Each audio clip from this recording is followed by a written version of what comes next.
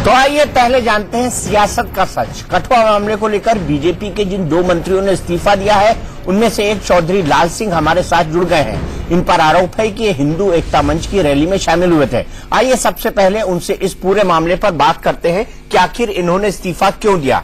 लाल सिंह जी, मैं आपसे जानना चाहता हूं, क्या आप हिंदू एकता मंच की रैली में शामिल हुए थे और क्या आपने आरोपियों का समर्थन किया था? हम सिलसिलेवार ढंग से बात करेंगे ताकि आपकी बात भी सामने आ जाए और मैं वो सवाल भी पूछ सकूं आपसे। अभी हाँ, हमें वहां से मसला जब बना तो हमें पार्टी ने, हमारी पार्टी के अध्यक्ष जम्मू कश्मीर के, उन्होंने हमें, मुझे और गंगा जी को कहा कि वहां माइग्रेशन हुई है उस इलाके में और मसला बड़ा गंभीर बना हुआ है, वहां जाके और सिचुएशन को देखें और हम क्या कर सकते हैं, वो जो मसला बना है माइग्रेशन को कैसे कैसे रोका जाए। तो वहां हमें जाने के लिए भेजा गया। हम थे, हमारे साथ पार्टी के वाइस प्रेसिडेंट थे, जनरल सेक्रेटरी थे, ट्रेजरर थे। सारे लोग जब वहां पहुंचते हैं, वहां जाके ये जब सिचुएशन देखते हैं तो लोग वहां माइग्रेट करके आए हुए हैं। उन लोगों ने ये कहा कि हम आसिफा के जो कातिल हैं उनको सजा मिलनी चाहिए, लेकिन उसकी सजा में हमें डाउट है कि 3-4 बार ये जो इंक्वायरी है ये कई बार चेंज हुई है। हमें शक है कि ये इंक्वायरी ठीक नहीं होगी।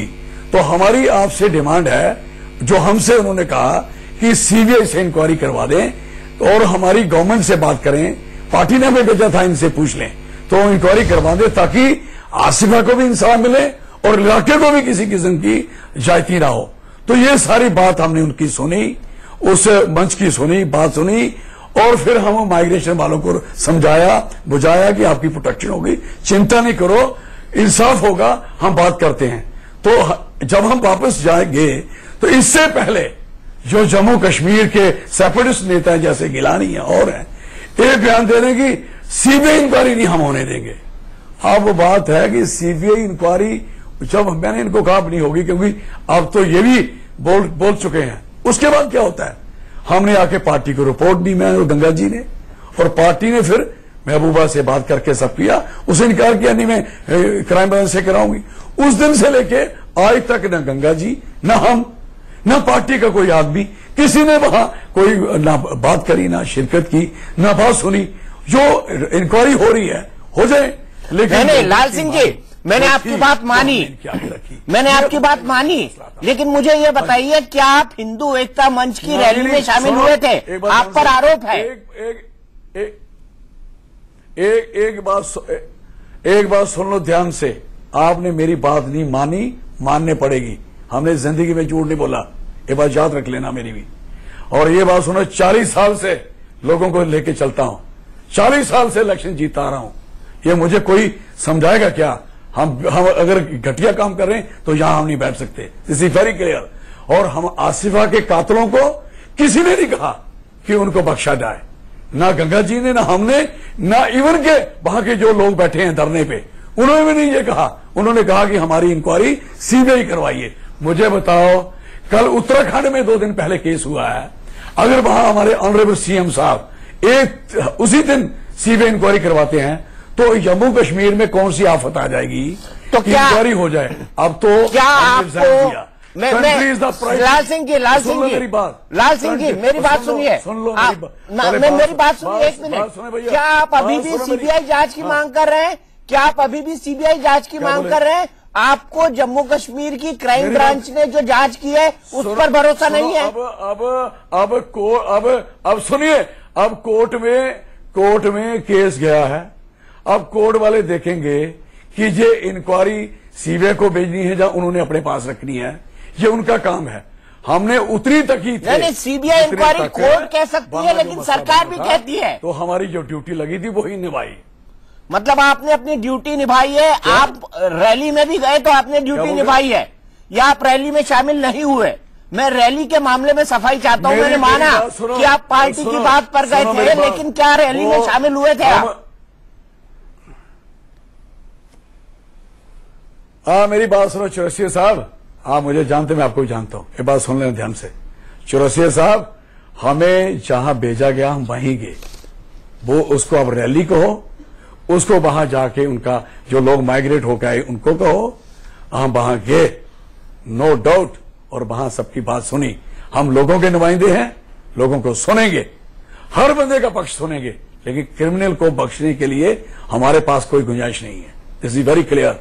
हमारे honourable prime minister of India बेटी बचाओ बेटी पढ़ाओ के लिए लगे हैं, और हम लोग उसकी पार्टी के ऐसा घटिया और घिनौना काम कोई कर सकता है? पॉसिबल नहीं। ये मैं कहना चाहता हूं, ये परसेप्शन जो देश में दी गई है, शेम कहना चाहता हूं कि अननेसेसरी मेरा और गंगा के लिए, दोनों के लिए नॉनसेंस चीजें कही गई कि हमने किसी की सपोर्ट की। नेवर, ना हमने की है ना करेंगे। इंसाफ चाहिए उस बच्ची को और इंसाफ चाहिए अवाम को। अब जो उन्होंने मांग रखी नहीं इन्होंने मानी, हम चुप हो गए। और 1.5 महीने पहले की बात है, आज कौन सी बात आ गई थी? अब हमने कहा अगर हमारा रिजाइन से हमारे देश के हालात, हमारे मुल्क के हालात ठीक होते हैं तो उसके आगे चौधरी लाल सिंह या गंगा जी कोई चीज नहीं रखते। धन्यवाद। ठीक है, मैंने आपकी बात मानी, लेकिन क्या सीएम महबूबा मुफ्ती ने, लाल सिंह जी मेरी बात सुनिए, क्या सीएम महबूबा मुफ्ती ने आपके इस्तीफे के लिए दबाव डाला था? लाल सिंह जी, मैं कर रहा ही ना, मैंने करूंगा, होगी मेरी बात। क्या आपने आरोपियों का समर्थन किया था? लाल सिंह जी,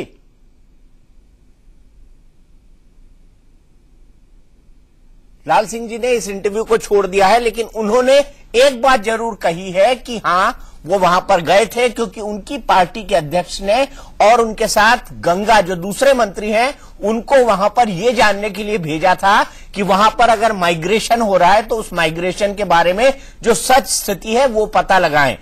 उनका यह भी कहना है, दावा है कि आसिफा के कातिलों को बचाने की उन्होंने कोई बात नहीं की है, क्योंकि लोग ये चाह रहे थे कि इसकी सीबीआई इंक्वायरी हो।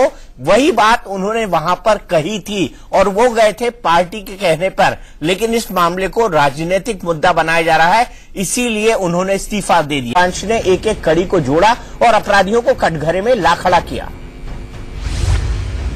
2 बार मासूम के पिता उस देवस्थान में गए, अपनी बेटी के बारे में पूछा, लेकिन उन्हें कोई जानकारी नहीं मिली।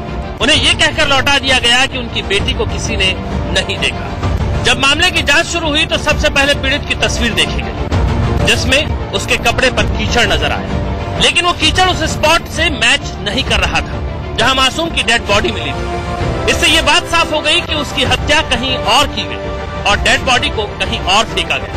पुलिस इस जांच में जुट गई कि ये कीचड़ कहां से आया। पुलिस ने वारदात से जुड़ी कुछ और तस्वीरों को खंगाला, लेकिन पुलिस ने देखा कि दूसरी तस्वीरों में कीचड़ के निशान नहीं थे।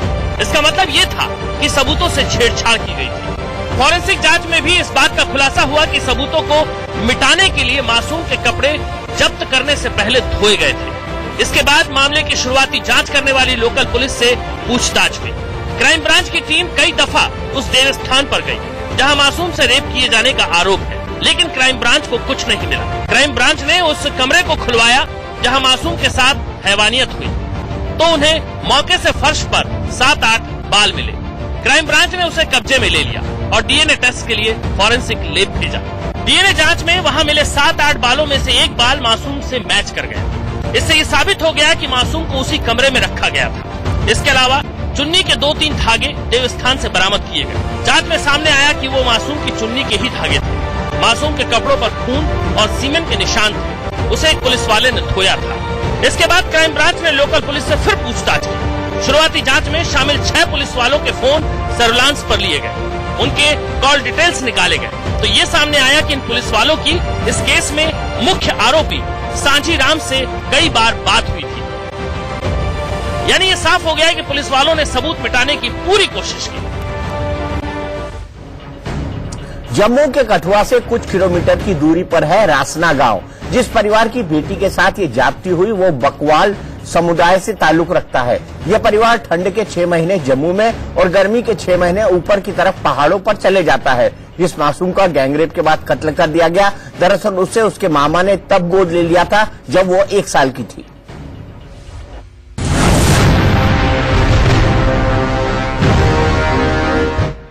आठ साल की बच्ची को 10 जनवरी को उसके गांव के पास से अगवा कर लिया गया था। उसे नशे में रखा गया और कई दिन तक उसके साथ कई लोगों ने गैंगरेप किया, जिसमें पुलिस अधिकारी और एक नौजवान भी शामिल था, जिसके बाद उस मासूम को मार दिया गया। चार्जशीट के मुताबिक उसका सर पत्थर से कुचले जाने से ठीक पहले पुलिस अधिकारियों में से एक ने हत्यारे से कुछ देर रुकने के लिए भी कहा था, ताकि वो एक बार और बच्ची के साथ रेप कर सके। बलात्कारियों में से एक को उत्तर प्रदेश के मेरठ से खास तौर से बुलाया गया था, ताकि वो अपनी हवस पूरी कर सके। इस घटना ने पूरे देश को हिला दिया। फिलहाल इस मामले में पुलिस ने सभी 7 लोगों को गिरफ्तार कर लिया है। मामले ने राजनीतिक रंग ले लिया है। आरोपियों के समर्थन में कुछ हिंदुवादी संगठनों ने रैलियां भी निकाली, लेकिन फिलहाल मामला कोर्ट में है। मुझे लगता है कि हमारी चीफ मिनिस्टर साहिबा का भी एक बहुत अच्छा डिसीजन आया है। निर्भया के केस के बाद अमेंडमेंट हुई क्रिमिनल लॉ में, उसी तरीके से मुझे लगता है आज ये दूसरा एक केस है जहां पर डेथ पेनल्टी जो है वो इम्पोज होने वाली है on the victims who come on the accused who commit such heinous crime on victims. दरअसल मासूम बच्ची पिछले 6 सालों से अपने मामा के घर पर रहती थी। पीड़ित बच्ची के माँ बाप ने बताया कि मामा के बच्चों की एक सड़क हादसे में मौत हो चुकी थी। काफी जिद करने पर मासूम के घर वालों से मामा ने बच्ची को तभी गोद ले लिया था जब वो 1 साल की थी। चूंकि यूसुफ मामा था, इसीलिए परिवार मना नहीं कर पाया।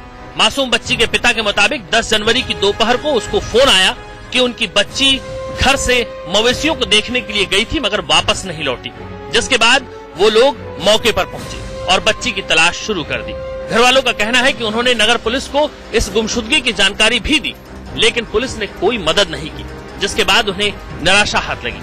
7 दिन के बाद बच्ची की लाश मिली, लेकिन लोकल पुलिस ने इस पर कोई कार्रवाई नहीं की। लाश को लेकर गुनहगारों को पकड़ने के लिए मासूम के माँ बाप को प्रदर्शन तक करना पड़ा, लेकिन इस मामले में परिवार वालों को किसी का साथ तो नहीं मिला, उल्टे उन्हें ही जान से मारने की धमकी मिलने लगी।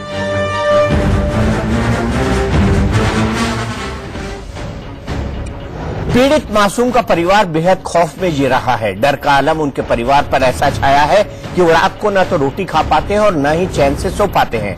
पूरा परिवार जंगल जंगल भटक रहा है। इंडिया न्यूज की टीम उसी मासूम बच्ची के परिवार तक पहुंची जो जम्मू से पलायन करके ऊपरी इलाकों की तरफ अपने मवेशियों के साथ बढ़ चुके हैं। सबसे पहले हम आपको उस मासूम के मां और पिता की बातें सुनवाते हैं। 8 साल की उस मासूम को, जिसका लगातार 1 हफ्ते तक बलात्कार किया गया, उसे बड़ी बर्बरता से मार दिया गया, उसको इंसाफ दिलाने के लिए न सिर्फ जम्मू कश्मीर बल्कि देश भर में आवाज उठने लगी है। मेरे साथ उसी मासूम का परिवार है, साथ जो उनके पिता हैं, उनकी मां हैं, उनकी बहन है, उनसे बात करेंगे। मगर पहले यहां की तस्वीर आपको बताऊंगा। आप देखेंगे यहां पर ये, क्योंकि बकरवाल समुदाय से हैं जो अमूमन गर्मियों के दिनों में एक जगह से दूसरी जगह जो है वो पलायन करके जाते हैं। अपने इसी तरह के सिस्टम के साथ ये कई सालों से चल रहे हैं। इनसे बात करना चाहूंगा। सबसे पहले ये तस्वीर आपको दिखाना जरूरी थी। आप मुझे बताइए कि हुआ क्या था उस दिन, क्या आपको कैसे पता चला, और खासतौर पे उस छोटी बच्ची को आपने कब यूसुफ को दिया था, उसके बाद क्या हुआ? उसके बाद बच्ची 1 साल की थी बच्ची, हमने दिया था उसको, तो वो ले गया ऐसे, मैंने दिया नहीं, बहन ने दिया था। कुछ घर से बाद रो रहे थे, उसकी 3 लड़के, 1 लड़की, 2 लड़के एक्सीडेंट होगा, मर गए थे, तो इसी वजह से दे रहे थे, तो ले गया था वो। इनको पढ़ाएंगे, इनको साथ करेंगे, हमको इसे पता नहीं था जी घोड़ों के साथ छोड़ता है। ऐसी चलती थी घूमती गामती, चलो छोड़ती थी। इस बात का हमको पता ये ऐसा आस्था होगा इसका भी हमको पता। उस दिन क्या हुआ जब चलते थे, उस टाइम का पता नहीं ये कैसे शरारत हुआ है जी। वो जिस दिन चलाई तो बच्ची गुम होगी, फिर तीसरे दिन हमको पता लगा बच्ची गुम होगी, फिर हमने लानी थी, फिर वो बच्ची गुम होगी। फिर करते करते वो डेड बॉडी मिली, डेड बॉडी से हम फिर गए, फिर बहुत परेशान हो गए। फिर तो हमको होश नहीं, ये बच्ची है छोटी है दूसरी, वो भूल गई सर। हमें कितने दिन तक उसकी बॉडी नहीं मिल पाई? 6-7 दिन तक ढूंढते ही रहे उसको, जंगल में ढूंढी, ऊपर देखी, नीचे देखी, उधर देखी। पुलिस भी आती थी, पुलिस लेने की पुलिस ने तवज्जो नहीं की है। जो हीरानगरी पुलिस थी उन्हीं को रिपोर्ट किया था। वो आती थी घर में, वो उधर डेरे में पूछती थी ये बच्ची मिला, उन्हीं को पूछती थी। उन्होंने गाँव को पूछा ही नहीं है जी इधर बच्ची है, किसी को पूछा भी नहीं है ये इधर बच्ची है या ऐसे गुम हो गई है या कुछ भी नहीं पूछा बोला। फिर करते करते वो डेड बॉडी मिला था, फिर उनको पता चला था वो, लेकिन पुलिस जो थी उधर की वो मिल गई थी उनके साथ, गाँव वालों के साथ मिल गई थी। फिर आपने वहां पर रास्ता बंद करके प्रदर्शन किया? प्रदर्शन किया, फिर किया प्रदर्शन, फिर वो उनको सुझाव जो था सच्चो था, चौकी अफसर उनको भी थोड़ा सस्पेंड किया।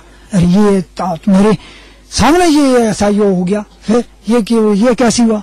फिर करते उन्होंने 15 साल का लड़का बताया, वो 19 साल का निकला। फिर करते अभी पकड़ेगी, ये पकड़ेगी। अब आपको कितना यकीन है कि उसको सजा मिल पाएगी? हमें ये सजा में ये यकीन है, उनको भी ऐसी सजा, फांसी होनी चाहिए सर, उनको पूरी अच्छी तरीके से, जैसे हमारी लड़की के साथ किया। 8 साल की बच्ची मगर आप वहाँ आप पहले जाते होंगे तो वहाँ जो बाकी लोग हैं, पहले भी कोई इस तरह का आपके साथ कोई रंजिश थी? नहीं, हम बिल्कुल मिलकर रहते थे, साथ रात भी जाते थे, दिन भी जाते। सांबा में जो मेरे पिंड है बिल्कुल दिन में जाते थे, रात में। जब अब ये खतरा पड़ गया सारा, में बहुत खतरा। सोचा था कभी ऐसा होगा? ऐसा नहीं सोचा, नहीं होता। अब आप क्या कहते हैं? हम ये बोलते हैं उनको फांसी होनी चाहिए और उनको अच्छी तरीके से सजा होनी चाहिए। मेरे साथ उस मासूम की माँ भी हैं जिन्होंने ये सोचा नहीं था कि कभी ऐसा हो सकता है। आप मुझे बताएं क्या हुआ, क्या था उस दिन? उस दिन का क्या हुआ, चाव चुलाई हुआ था, काख नहीं, यही था, हमको क्या पता था। हमने दिया था बाई को, उसका बच्चा एक्सीडेंट हो गया, उधर मार दिया। वो उसने रो रहा था, वो बहुत रो रहा था, भाभी भी रो रही थी और हमारा भाई भी रो रहा था। उसने ये बोला था हमको बच्ची दे दिया, हम पहला नहीं दे था, फिर उसको दे दिया। उसने हमने बोलने लगा हम बहुत इसको ठीक करके रखेगा, उसको दे दिया। फिर उसने वो संभाल कर रखा था। फिर वो नीचे घोड़े के पास जाता था, उधर तक जाता था घोड़े के पास। ये थोड़ा पता था कि इधर से कोई ले जाएगा या इसको कोई मार देगा। और हम ये बोलता बस हम इंसाफ चाहिए, जिससे हम था इसलिए तो उनके साथ होना चाहिए।